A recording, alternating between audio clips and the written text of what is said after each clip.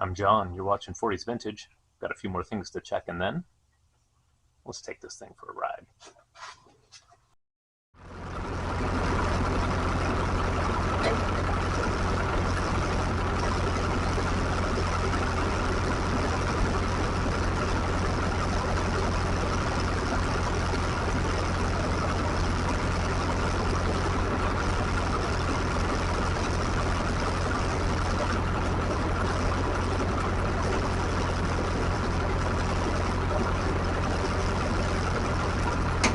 Bit of a problem. The clutch won't disengage. I'm guessing it's probably stuck or something. I don't know. Have to figure that out. All right, figured it out. Crisis averted. So this here, not sure if you can see that. From everything I read online, looked like it was an FNT overdrive transmission, and it might be, but when it's in this position, the clutch is disengaged entirely. Doesn't matter what you do, nothing. So have it down here, clutch is working. So I'm gonna figure out what that's about. I'm assuming that means it's busted, or maybe that's not an FNT. Maybe it completely disengages. I can't fathom the reason for that. It's got a PTO switch on the other side or lever, and you would just throw it in neutral if you wanted just PTO with no drive. So I'm thinking it's probably busted, but at least I figured it out.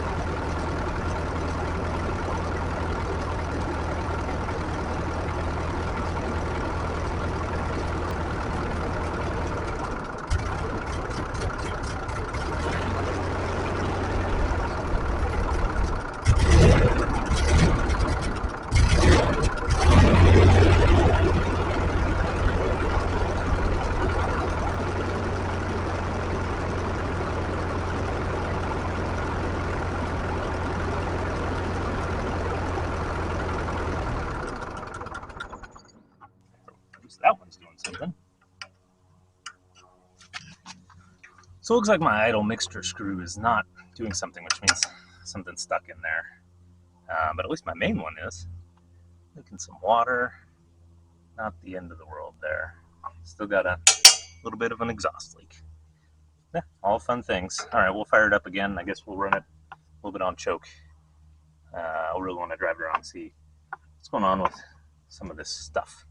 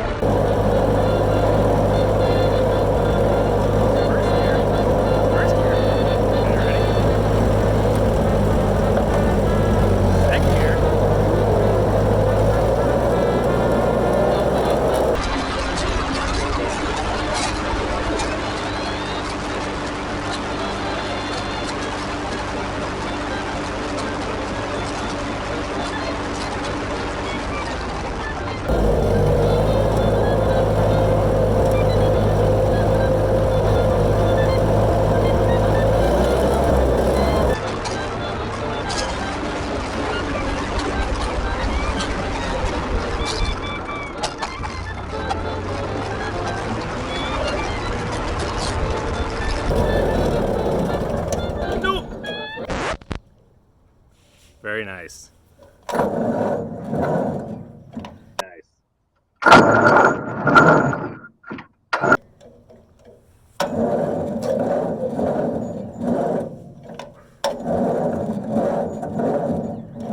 Come on.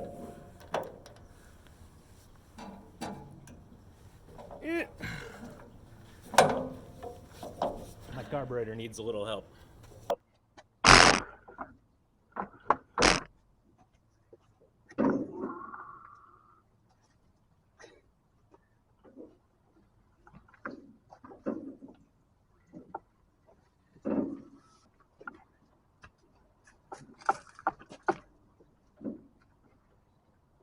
Thank you.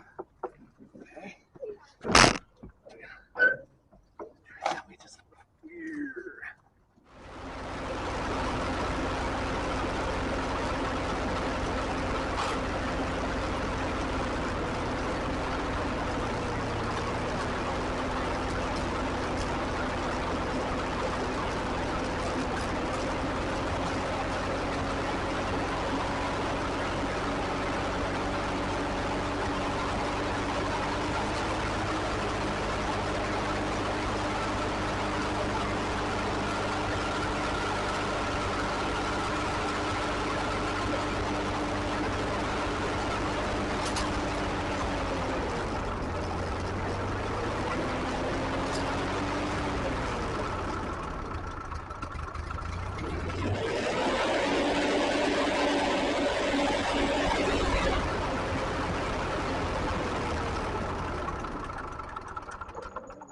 Okay, fine. I'm gonna wait just a little bit longer. Perfect. Straight. For that never on time baby of mine. We made a date. Well, it's another day. I've been messing around with a bit, and I think I've identified two problems. Well, at least two problems. First is whatever in the world is going on with this carburetor. I've had to part a couple of times. Swapped out some of the newer components with older components. I've actually been reading that some of the newer components not so great. So the components that were previously in here that looked like they were in good shape, went ahead and put some of those back in. I think that's going to probably work. I'm going to put back on here and try. The other thing that I've identified regarding my slow starting is these battery cables. So I bought these things new, and they've been working okay, but they've never turned the tractor over very quickly. That same battery in the old 46 here turns it over just fine. Same system, 6-volt positive ground, and I was trying to figure out why that was, and I remembered I swapped out the battery cables on the 46 with some double-aught, that is 00 or 2/0 gauge wire, which is more appropriate for 6 volts. These wires here are 2 gauge, which is perfectly acceptable if you're running 12 volt, which I'm not. So I've got some wire coming for that. Until then, we'll just have to deal with some slow turning over, and that's just how it is. Once I get the newer battery cables made up, we'll see. Maybe it'll turn over like a normal engine. So I'm going to put this carburetor back on. We'll see what happens.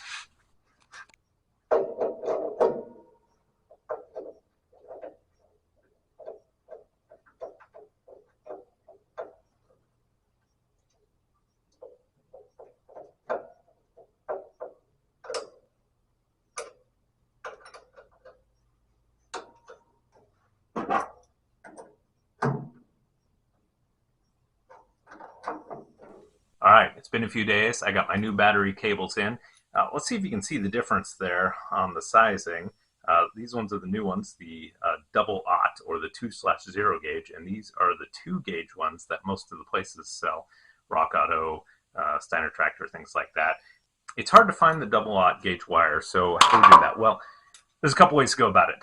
There's websites out there. You give them the length, the gauge, the type of ends that you want on them, and they'll go out there and just make them for you and send them to you. That's the easy way to go. A potentially slightly cheaper way to go is to buy the cable just by itself, buy the ends. They make a crimping tool to crimp these together, or you can use a soldering lug in there, and then you can make your own. That's kind of what I did, except I'm a little bit cheaper than that, and I didn't buy the crimping tool. I just used a hammer and bashed it. All right, new cable's on. Let's see if it worked.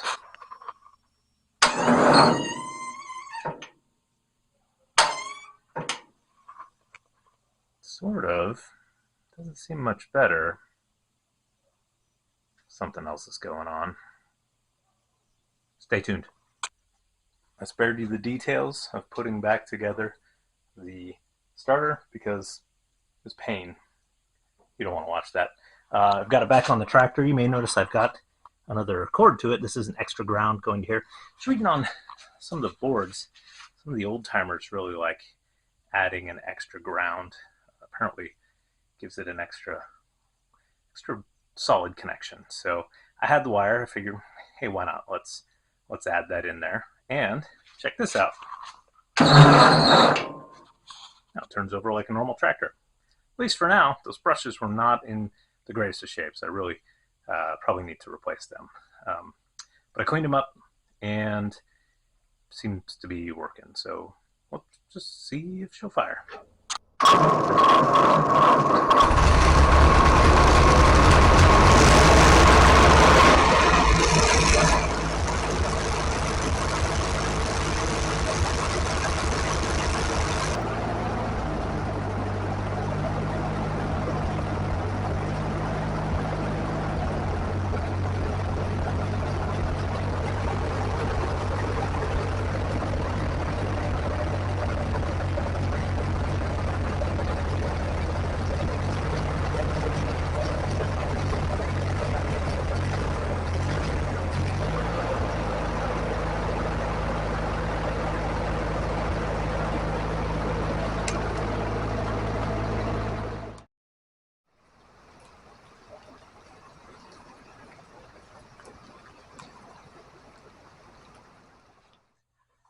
All right, so it's been a couple weeks, as you can probably tell, because I once again, in the middle of a video, got a haircut.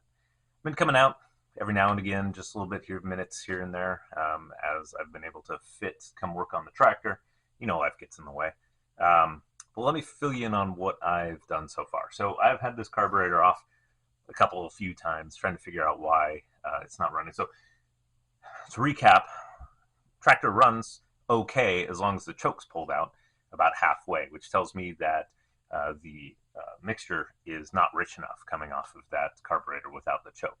So had the part, cleaned everything out, thinking maybe we had some jets gunked up or something incorrect, maybe parts missing since I rebuilt it. I couldn't find anything specific there, so I've been kind of replacing the new pieces that I put in with some of the older pieces. Most recently, I replaced the idle jet with the original one that was in there. I don't know. We're going to fire it up again and see if that does it. Really just trying to figure out. It doesn't seem like it's a fuel flow issue because, like I say, when I pull that choke out about halfway, it does actually run just fine. So it seems like it's a flow, not into the carburetor, but a flow into the mixture going into the engine here. So, yeah, taking a look at that. The next thing I'm going to look at, if that doesn't do it, is maybe maybe we have some sort of air leak or something like that in our manifold, which would be throwing off our mixture. I'm not really sure. So things to play around with.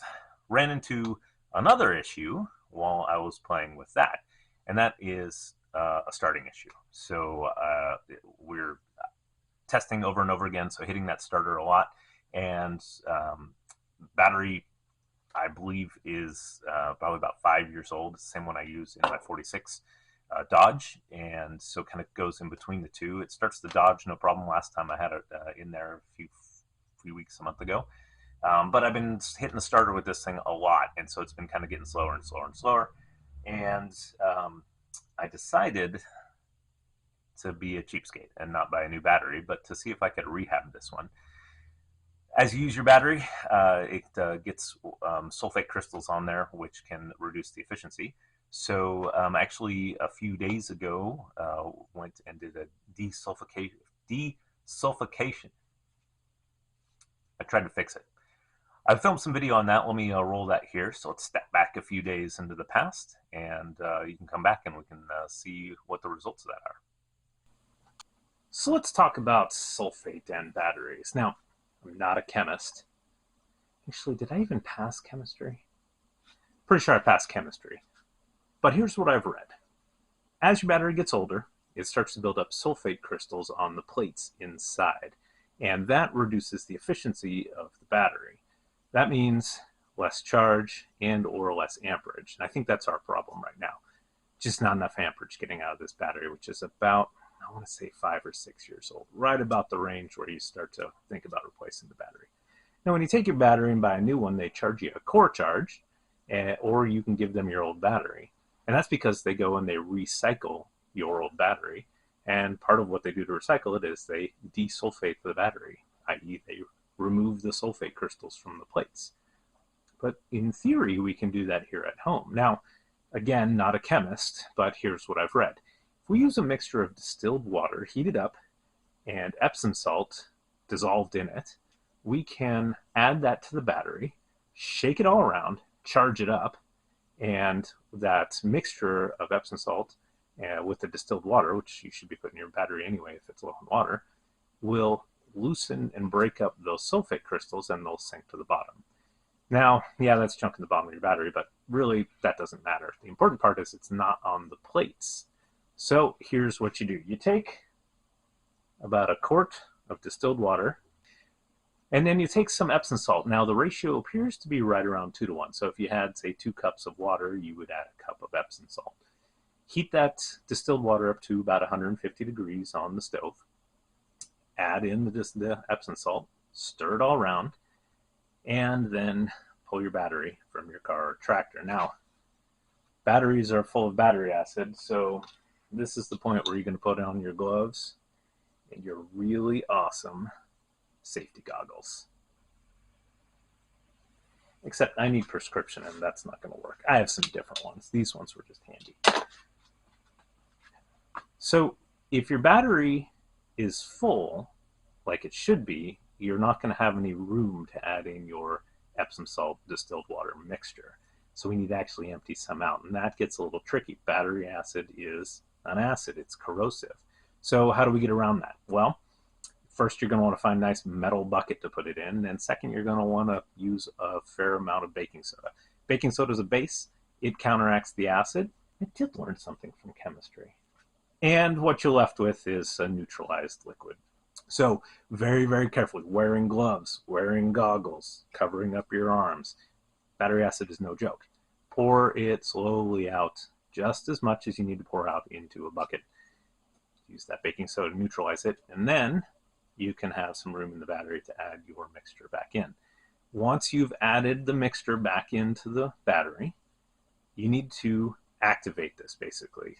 So the way we do that is we just charge it. So we're going to throw it on the charger for 24 hours at least, and that's going to put the charge back in there, and through some magic, chemistry, I didn't do good at chemistry, through some magic, the electricity and the Epsom salt mixture is going to cause those sulfate crystals to come away from the plates, fall to the bottom harmlessly. And in theory, your battery should be back to like new-ish condition and hopefully turning over your tractor. At least that's what I'm hoping for mine. Let's see how it did. All right, and so that process has been done. It was set on the charger for about 26 hours or so. Yeah, I've got it on the charger now just as a maintainer. But let me show you what we've got. If I pull that off, then we can fire up the old multimeter here, and we can take a look. And it is definitely keeping some good voltage. Now, it was obviously just on the charger, so it's coming down from having 8 volts fed into it. But if you watch, it's kind of nice and slowing down there, actually pretty high, 7.7. Before, when I hit it with the multimeter, it would sit at about 6.3, and if you sat there and watched, it would just continually go down and down and down. So this, I've been watching it for a bit. It holds whatever voltage is sitting at. So you can sit there and watch it. It'll stay at 7.73 for ages. So that tells me that we've obviously made this battery happier again, which leads us to the next problem. Now, I talked about previously how I had replaced the battery cables with the newer, thicker double-aught ones to replace those comparatively small 2-gauge. and that certainly helped out quite a bit. Those 2-gauge wires would get so hot when I was starting things. These double aughts hardly even warm up. However, I was still experiencing a problem with the starter, and so I pulled it apart, took a look. The brushes are not that great, so I've got some new ones of those, but let me show you what I think the current problem is. All right, so here's our starter. It's actually pulled apart. This would normally be inside, but I've already started taking it apart. I'll show you a little bit about this when I take it apart here. I don't know if you can see down there, the brushes are worn. They're not terrible. I did clean them up and put this back together, and it does actually spin pretty well. So I think they're actually pretty serviceable.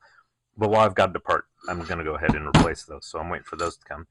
But I think our current problem is this guy right here. This is the Bendix. So what happens is, as the starter spins, this the inertia of this pulls this down, and this gear here interacts with the flywheel on the engine, which then turns the engine and starts it up. And then as the engine kicks up, the inertia of that spins this back out of the way, and so everything's great.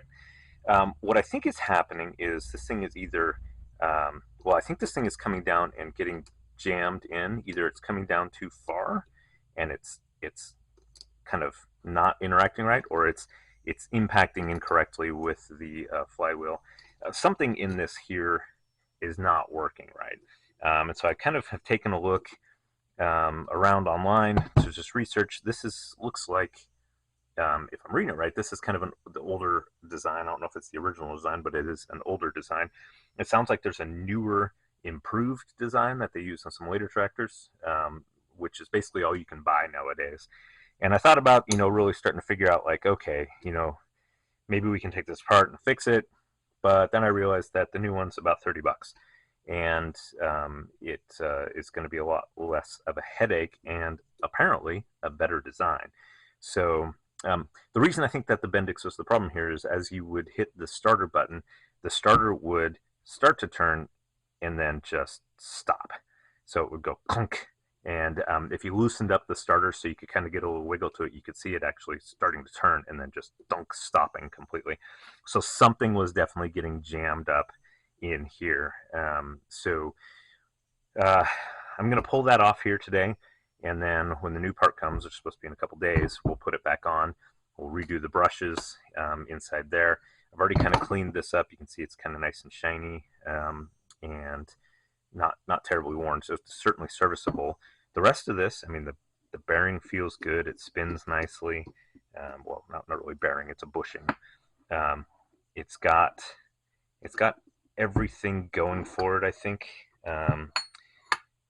But it's just, it might be missing actually a washer up here or something like that. It's definitely having some trouble.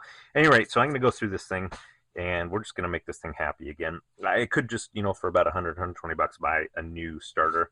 But this starter, like I said, I don't think there's anything wrong with it except for replaceable components. So I always like to repair rather than replace if I can. So that's what we're going to do.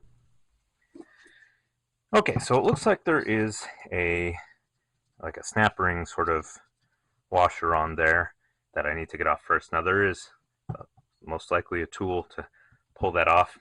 Longtime watchers will not be surprised to learn that I don't have one. So we're gonna just probably kill our fingers and destroy things getting it off, which is awesome. That's always what you want to do.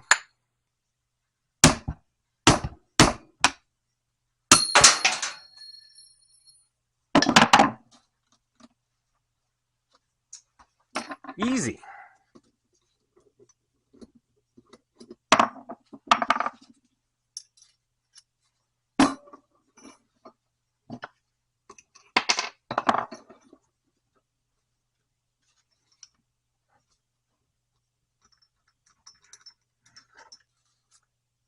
I feel like that's supposed to have one of these fiber washers on this side.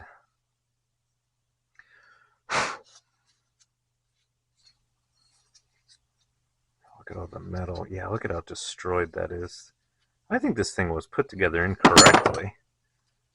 I think there's supposed to be a washer there. I'm going to Google that. Pretty sure something like one of these guys is supposed to be down in there. Something like that. Because look how mangled the inside of that is. This side that sits down in here, and it has been eaten up. That's probably half our problem. Okay, finally. All right. So I don't know if you can see that in here, but I discovered this new method, and by discovered I mean I saw some of the old timers on the tractor boards talking about. So these, the brushes go in and these springs hold them down, and they can be a real pain when you're trying to put everything back together. But if you can get the spring to sit on the side with the brush pushed up, it holds it in place up above, so you can slide the shaft back down in, and then you can just push those in. The spring will click right over to it. So I'm going to contort my hands some more and see about getting the rest of these to be like this guy, so it kind of holds it there so I can put it back together. Obviously, as I mentioned earlier, I'm replacing these brushes, but I'm just curious to put it back together and see if having that washer in place there helps this thing. All right, I'm going to struggle with these some more.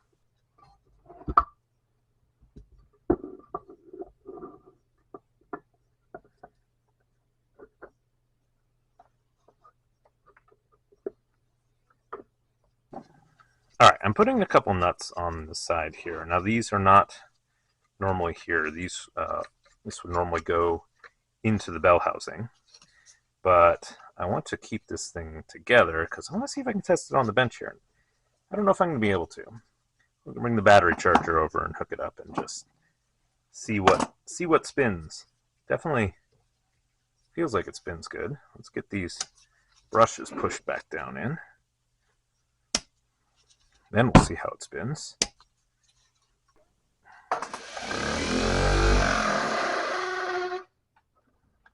Doesn't sound great, but it works. All right, so the starter works. So now we just need to wait for the Bendix to show up. No, there's no particular reason. I'm sitting in the cab of my truck. I just kind of like it in here. Ta-da! New one. As you can see, obviously a different design. This one, I'm not sure if you can see it in there, has sort of a ratchet design in there. I don't want to play with it too much because basically every site that was selling these had some disclaimer about not winding it out before putting it on. One of them actually went so far as to say they would not accept returns if you did so. So I'm just going to gently put it on and we'll put it in the tractor. First, I put this back together so I could play around with it a little bit more. Was doing the same thing. So I'm going to take that off, get this on. It looks like I have to use kind of a C-clamp to push this in. It looks like it's got some spring tension in there so I can get my dowel pin through there. That'll be fun. All right, I'm going to put on some gloves because it's a lot of greasy stuff. Okay, I ended up putting this thing in the vise to get it started. And I think I'm going to have to pound it to get it through. I'm not a fan of this method, but it does appear to be what we're going to have to do here. Okay, it's in there now. Man, I really hope I don't have to take this thing apart. This is the part where I discovered that this Bendix doesn't work for 2 ends. Only works for 8 ends. Something stupid like that. It certainly goes in way easier than the other one. I'll give it that. So that nut was only there just to hold the starter together while we were working with it because it wants to come apart.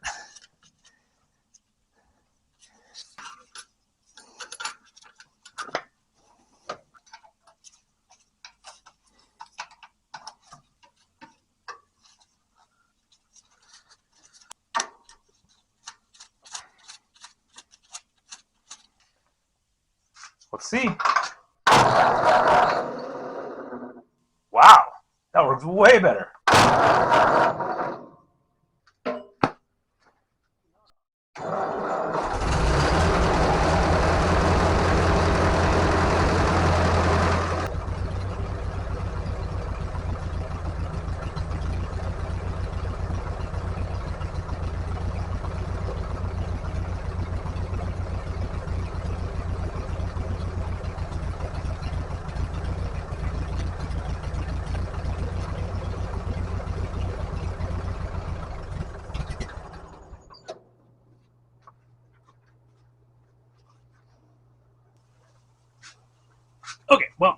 starter works great.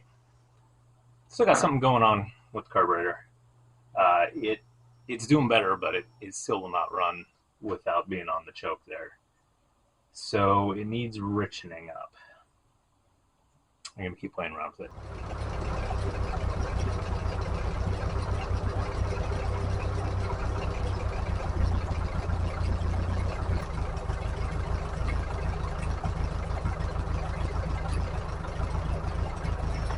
Alright, so still a bit to do, but at least it pretty much idles now. And I don't have to run on the chokes. That's a little better. We'll keep working on that. Let's go see if the hydros actually work.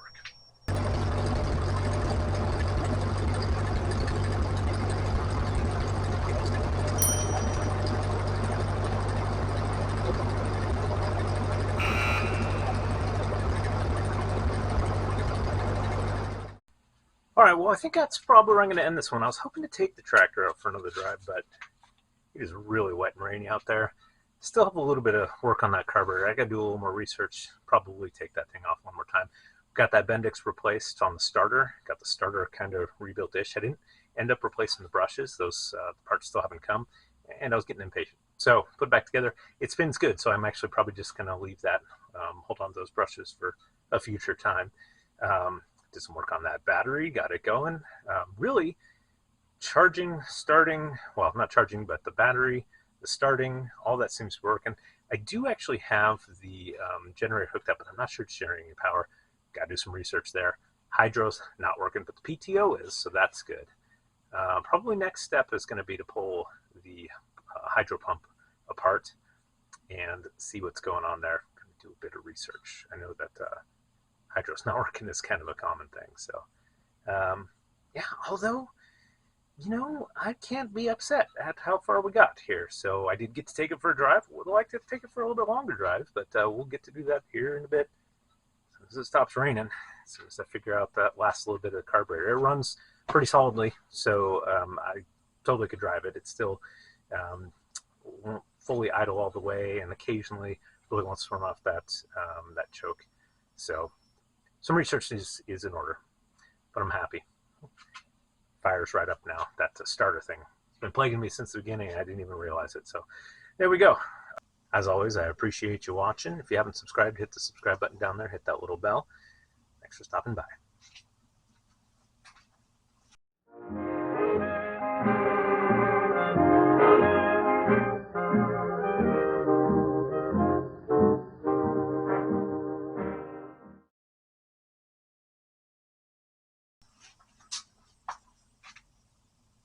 Are you still here? Go home. The video's over. Okay, now it's really over.